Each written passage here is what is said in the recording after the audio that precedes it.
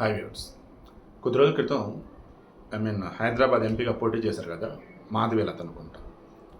ఆమె ఏదో ఒక ఇంటర్వ్యూ ఇస్తూ రీసెంట్ టైమ్స్లో భర్తలని ఘోరంగా చంపుతున్నారు భార్యలు, దాని మీద మీ ఒపీనియన్ ఏంటి, ఆడవాళ్ళు ఎందుకు ఇలా తయారయ్యారు అని ఎవరు అడుగుతుంటే ఆమె అంది, ఏం మాట్లాడుతున్నావు అంటే ఒకళ్ళని చంపేది మొగుళ్ళకే ఉందా, భర్తలకే ఉందా, భార్యలు వచ్చేసి ఎక్కడో ఒకళ్ళిద్దరు చేశారు, దానికి అందరూ అంటారు ఏంటని చెప్పేసి అది ఒక మాట. ఇప్పుడు చూస్తే పాపం ఆమె బాధ ఏదైతే ఉందో అదంతా నిజంగానే అర్థమవుతుంది. ఎక్కడో ఒకళ్ళిద్దరు ఆడవాళ్ళు అలా చేసింది, దానికి మహిళా లోకమంతా ఇదంటే హడావిడి చేశారు. 3 రోజులు గ్యాప్, ఒక తెలంగాణలోనే 4 హత్యలు, 4 కూడా భార్యని ఘోరాతి ఘోరంగా చంపేశారు. గౌతమి గణేష్ దంపతులు, లక్ష్మీ ప్రసన్న నరేష్ బాబు, స్వాతి మహేందర్ రెడ్డి, తర్వాత శ్రీశైలం శ్రావణి, ఈ 4 సంబంధించి వార్త చూసి చూడగానే నాకైతే ఊరిని ఈ సైకో భర్తలు మధ్యలో గ్యాప్ ఇచ్చారా, ఎగాని మరలా అవ్వాలంటే మృగం నిద్రలేచింది అనిపించింది. ముందు లవ్ మ్యారేజ్ సంబంధించి నేను గతంలో చెప్పా, ఇప్పుడు కూడా చెప్తున్నా. ఒకప్పుడు ప్రేమ అంటే జీవితాంతం కలిసి బతకడం, ఒకప్పుడు ప్రేమ అంటే పెళ్లి చేసుకోకపోయినా దూరంగా ఉన్న సంతోషం ఉంచు. బట్ ఇప్పుడు జనరేషన్లో ప్రేమ అంటే సెక్స్, ఆ తర్వాత ఇష్టం ఉంటే కలిసి ఉంటే లేకపోతే లేదు, ఆ తర్వాత తనకు దక్కలేదా చంపేయాలి, ప్రేమించి పెళ్లి చేసుకొని ఆ తర్వాత అనుమానంతో నరకం చూపించి చంపేయాలి, ఇలా మారిపోయింది ఇప్పుడు. అందుకే నేను ఏమంటానంటే అది ప్రేమ పెద్దలు కుదిర్చిందా ఏదైనా సరే 1కి 10 సార్లు క్రాస్ చెక్ చేసుకొని అన్నీ ఓకే అంటే అడుగు వేయండి, లేదంటే వద్దండి. పెళ్లి చేసుకోండి హ్యాపీగా ఇంట్లోనే సరే సంతోషమే, కానీ పెళ్లి చేసుకుని ఈ టార్చర్లు ఏంట్రా బాబు. అసలు మన వికారాబాద్ జిల్లా దగ్గర కామారెడ్డి కూడా మహేందర్ రెడ్డి అని ఒక వ్యక్తి, అతను వచ్చేసి ఇంటర్మీడియట్ చదువుకున్నాడు అంతే. అతని ఇంటి పక్కనే వచ్చేసి స్వాతి, ఈ స్వాతి వచ్చేసేమో యాదవులు, ఇతను వచ్చేసేమో రెడ్డి. దాని 2 సామాజిక వర్గాలు వేరు కదా. ప్రేమ అనుకున్న మూమెంట్లో అమ్మాయి డిగ్రీ చదువుతుండగా ప్రేమ ప్రేమ అన్నాడు, మొత్తానికి ఇరువైపులో తెలిసేసి ఒప్పుకోగల. ఇక ఆ తర్వాత ఎట్టకేళ్ళకు ఆ అమ్మాయి పేరెంట్స్ సైడ్ ఒప్పించేసి ఇంకా ఊరి నుంచి తీసుకెళ్ళిపోయి లాస్ట్ ఇయర్ జనవరిలో పెళ్ళాను, అంటే 2024 జనవరిలో పెళ్ళాను. అదొక 12, ఇది వచ్చేసి ఒక 8, అంటే అరౌండ్ 19, అంటే 20 నెలలు, బట్ ఒక నెల తీసేద్దాం, 19 నెలలు పెళ్ళే. ఈ 19 నెలల కాలంలో అతను ఆల్రెడీ ఆ అమ్మాయికి గతంలో ఒకసారి గర్భం వస్తే అబార్షన్ చేయించాడు. ఈవెన్ ఆ మూమెంట్లో అతను ఏమైనా కొడతాం కావచ్చు, తిడతం కావచ్చు ఇచ్చేస్తుంటే ఊర్లో పంచాయతీ అయింది, కేసు కూడా పెట్టింది. అలాగే ఊర్లో పెద్దలు వాళ్ళు మళ్ళీ సెటిల్మెంట్ చేశారు, అయిపోయింది. ఆ అమ్మాయి ఏమో కోకటపల్లి కాల్ సెంటర్లో పనిచేస్తుంది, ఇతనేమో ర్యాపిడోలో డ్రైవర్గా పనిచేస్తూ ఉన్నాడు. బోడప్పల దగ్గర బాలాజీ హిల్స్, బోడప్పల దగ్గర బాలాజీ హిల్స్లో ఆ కాలనీలో ఉన్నాడు. ఏమైంది ఏంటో అక్కడ 10 నెలలు ఉండేసి మరలా ఏమైందంటే ఊరు వెళ్ళిపోయి మరలా బ్యాక్ వచ్చి అక్కడ 25 రోజులుగా ఉంటున్నారు. ఈ మూమెంట్లో మరలా ఆమె ప్రెగ్నెంట్, ఇప్పుడు వచ్చేసి 5వ నెల. రేపు అంటే 27వ తారీఖున అమ్మోళ్ళ ఇంటికి వెళ్తా, టెస్ట్లు ఉన్నాయి చేయించుకొని అక్కడ డెలివరీ వరకు ఆడే ఉంటానని అంది. మరలా ఏమైంది ఏంటో ఇద్దరి మధ్య గొడవ. ఇక మొన్న శనివారం రోజు వచ్చేటప్పుడు పక్క ప్లాన్తో ఇక భార్యను చంపి బాడీని ముక్కలు చేయాలని చెప్పేసి అనుకుని రంప బ్లడ్ కూడా తెచ్చుకున్నాడు, హ్యాక్సా బ్లడ్ అంటారు చూసారా, లైక్ అలా. సో ఆ రంప బ్లడ్ తెచ్చేసుకున్నాడు కదా. ఇక అనుకున్నది తడవగాడు ప్లాన్ ప్రకారం గొడవలో భాగంగా కొట్టాడు.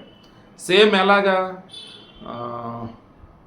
కొద్ది రోజుల క్రితం అండి ఒకడు భార్యను చంపేసి ముక్కలు చేసి పొడి చేసి చెరువులు వేసి చూస్తే సేమ్ అలాగే గొడవ పడ్డాడు. ఆ తర్వాత చంపేశాడు. చంపిన తర్వాత బాడీని తల, కాళ్ళు, మొండం అన్ని వేరు చేశాడు.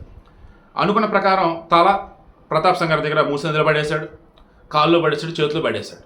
ఇక మొండం ఉంది కదా దానిని పడేయాలి, అడక వల్ల అవ్వట్ల. ఇక ఈలోపు ఏం చేశాడు, వాళ్ళ రిలేటివ్ ఒక అతను ఫోన్ చేసి భార్య కనిపించకుండా పోయింది అని అన్నాడు. ఏమైంది ఏంటని చెప్పేసి అతని దాకా వచ్చి చూస్తే ఇంటికి పట్టుకెళ్లకుండా అటు ఇటు తిప్పుతూనే ఉండి నెక్స్ట్ పోలీస్ స్టేషన్ అని చెప్పేసి ఉప్పల్ పోలీస్ స్టేషన్ వెళ్ళారు. అక్కడ వాళ్ళు వచ్చేసి మా పరిధి కింద రాదు, ఇది మేడిపల్లి కింద వచ్చింది, మేడిపల్లి వెళ్ళారు. అక్కడ కంప్లైంట్ చేస్తున్నప్పుడు ఇతను వాళ్ళని చూసి పోలీసులు తేడా కనిపించింది. పదా మీ ఇంటికి వెళ్దామని చెప్పేసి ఇంటికి వచ్చారు. వేరే వాళ్ళు అయితే అప్పుడే పోలీసులు ఆపలేడుగా, పోలీసు ఇంటికి వచ్చి చూస్తే బాడీ మొండం, షాక్. ఇమీడియట్గా మరి మిగతా బాడీ పార్ట్స్ ఎక్కడ అంటే పలానా చోట వేసాను అన్నాడు. తీరా చూస్తే బాడీ పార్ట్స్ కనపడలే. సో అది ఒకటి. ఇక లక్ష్మీ ప్రసన్న నరేష్ వీళ్ళది మరీ ఘోరం. అసలు మరీ ఘోరం అంటే ఏకంగా ఆమె వాళ్ళ పుట్టింటోళ్ళతో మాట్లాడి 3 సంవత్సరం అయింది, క్షమించాలి, వాళ్ళు పెళ్ళైంది 2014లో 2015లో పెళ్ళైంది వాళ్ళకి. ఓకేనా?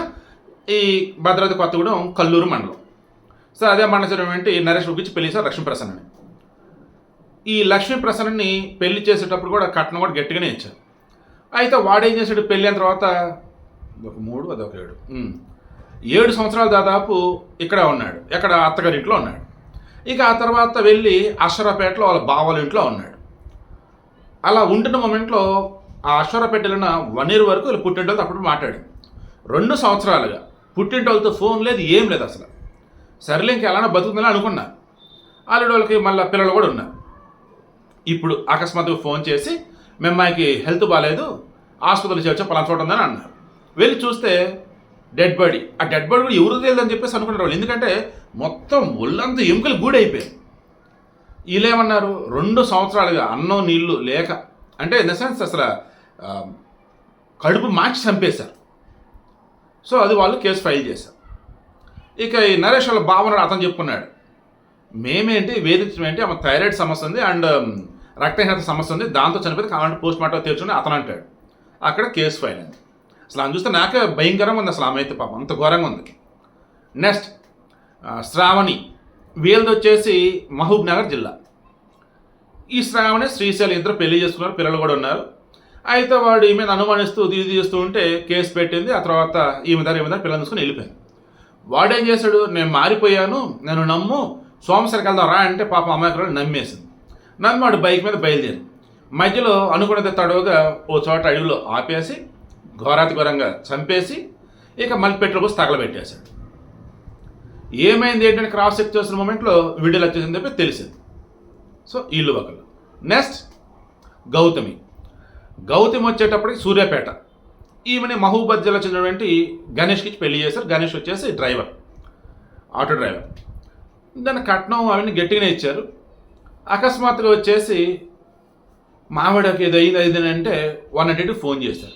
వాళ్ళు వచ్చి చూశారు, చనిపోయింది కదా అయ్యా అన్న. ఎలా చనిపోయింది ఏంటి, ఏమో అకస్మాత్తుగా కింద పడింది ఏదో చెప్పుకుంటా వచ్చాడు. ఇక గౌతమ్ పేరెంట్స్ తెలిసింది, వాళ్ళు వచ్చి కేసు పెట్టారు. ఏమని, వాడే ఊరు కట్టకుండా చేసి చంపుకుంటాడు, కట్నం కోసం ఇదంతా అని చెప్పేసి వాళ్ళు. సో మొత్తం ఎపిసోడ్ ఏంటండి, ఒక చోట అనుమానం, ఇంకో చోట కట్నం, ఇంకో చోట అనుమానం, ఇంకో చోట కట్నం. అయితే అదనపు కట్నం డబ్బులు కావాలి, లేదన్నప్పుడు ఎవరితో ఉన్నావే నువ్వు, ఎవరితో ఏం చేస్తున్నావు అని చెప్పేసి అనుమానం. ఈరోజు సమాజంలో నిజంగా చాలా చోట్ల జరుగుతున్న ఘోరాలు నేరాలు ఏంటంటే అనుమానం, సోషల్ మీడియాలో పరిచయాలు. వాడి ఎదవ, ఆమె బంగారం, కానీ వీడి ఎదవ కదా, ఇలాగే ఆమె కూడా ఉంటుందని చెప్పేసి అనుమానంతో చివరికి ఆ రకంగా వేధించి చంపేస్తుకుంటా పోతున్నారు. మరలా చెప్తున్నా, ఈ చంపిన వాళ్ళకి మరలా కొద్ది రోజుల తర్వాత బెయిల్ వస్తుంది. అసలు బెయిల్ ఎట్ట వస్తుందో అర్థం కావట్లేదు. ఈ శిక్షలు పడుతున్నా కానీ ఉరి శిక్షలు పడతల్లా, యావజ్జీవనం ఏదో చేస్తున్నారు. ఆ తర్వాత ఉరి శిక్ష పడ్డా కానీ అమలు కావట్లా, జైలులో ఉండిపోతున్నారు. ఆ తర్వాత ఎప్పుడుకో మరలా క్షమభిక్షను దాన్ని అంటారు సత్ప్రవర్తనను బయటకు వచ్చేస్తా పోతున్నారు. ఇంక సమాజానికి ఎక్కడ నేరాలు గొర్రెలు అవుతాయి మీరే చెప్పండి. నేను కుక్కట్పల్లి విషయంలో కూడా అదే కదా, ఆ పిల్లోడు సార్ అంత నిజం చెప్తాడు నన్ను కొట్టరు కదా అంటే, కొట్టలేదు చెప్పారంటే అవును నేనే చంపాను అన్నాడు. ఎలా ఏంటంటే బ్యాట్ కోసం వెళ్ళి చంపాను, బ్యాట్ కోసం కాదండి, వాడు మొత్తానికి దేనికో వేరే దానికోసం వెళ్ళాడు. వాడు ఇప్పుడు అబద్ధం చెప్తున్నాడు. వాడు ఈ సిఐడివి, క్రైమ్ పెట్రోల్ ఇవన్నీ బాగా గట్టిగా చూసేసి కోర్టులో తక్కువ శిక్ష పడాలంటే ఎలా ఏంటి అని క్షణికావేశంలో చేస్తే ఎలా, చిన్నపిల్లలు ఉన్నప్పుడు చేస్తే ఎలా, అవన్నీ వాడికి తెలుసు అనమాట. ఏం సొసైటీలో ఉన్నామండి, భయం వేస్తుంది సార్ నాకైతే. వీళ్ళు అడుగులో ప్రశాంత్ ఏదైనా ఆశ్రమంలో బతుకుదనిపిస్తుంది నాకైతే. ఇంత ఘోరంగా ఉన్నారు ఏంటారు బాబు ఒక్కొక్కళ్ళు అసలు.